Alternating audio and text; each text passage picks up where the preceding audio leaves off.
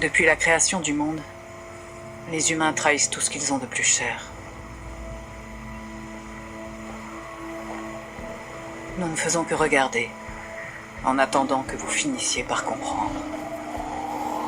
Car humain, la Terre n'est pas à vous. Elle n'est pas uniquement à vous.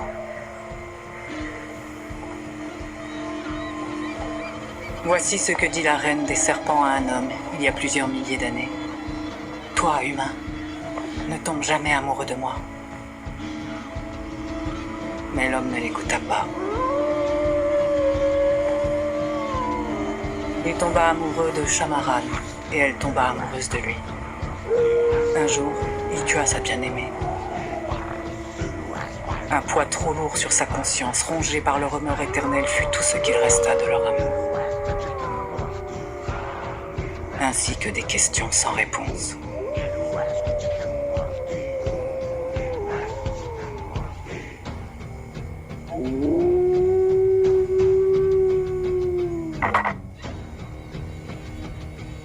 La Terre serait-elle un meilleur endroit sans les humains? Seront-ils toujours là pour détruire? Seront-ils toujours là pour trahir? Ou bien reste-t-il encore un espoir pour nous? Nous avons commis une erreur quelque part. Et puis nous l'avons oubliée. Mais à l'intérieur de certains d'entre nous, le souvenir demeure enfoui. C'est pour cette raison qu'ils ne peuvent faire partie de ce monde, qu'ils ne peuvent s'intégrer à la vie. Ce qu'ils sont contraints de vivre s'appelle le tourment d'ici-bas.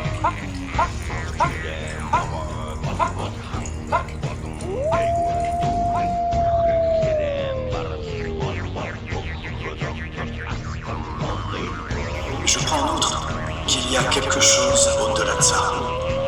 Une connaissance ancienne, un mystère caché quelque part. C'est forcément le mien.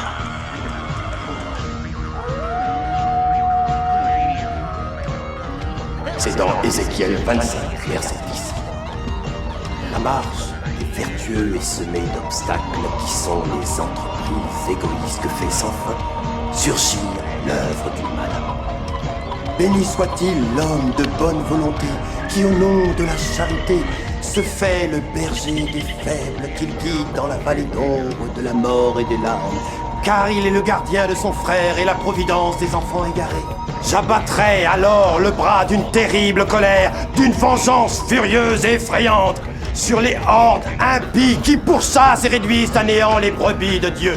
Et tu connaîtras pourquoi mon nom est l'Éternel, quand sur toi s'abattra la vengeance du Tout-Puissant.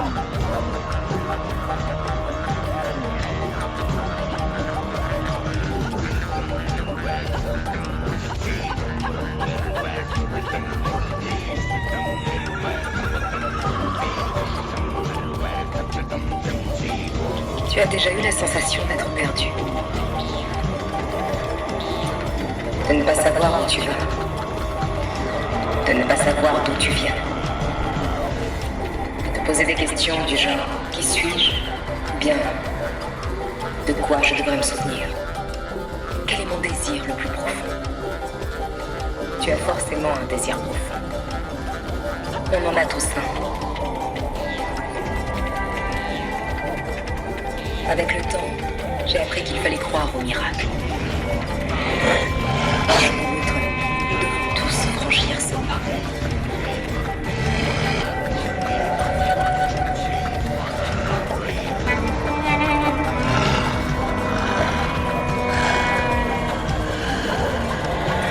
C'est en cessant de résister aux injonctions du cœur et en lâchant prise qu'on réalise que dans la vie, même les choses les plus pénibles sont des cadeaux. Les efforts qu'on fournit pour dépasser la douleur permettent d'atteindre un palier supérieur. Une fois qu'on a franchi ce palier, on ne peut plus jamais se rendormir. Un certain nombre de scientifiques ont émis l'hypothèse que le temps ne s'écoule pas de manière linéaire, qu'il suivrait une trajectoire circulaire ou en spirale. C'est que la naissance, la vie, la mort, notre appréciation différente, pas nécessairement dans l'ordre sont collés. Celui dont nous avons transposé le cycle de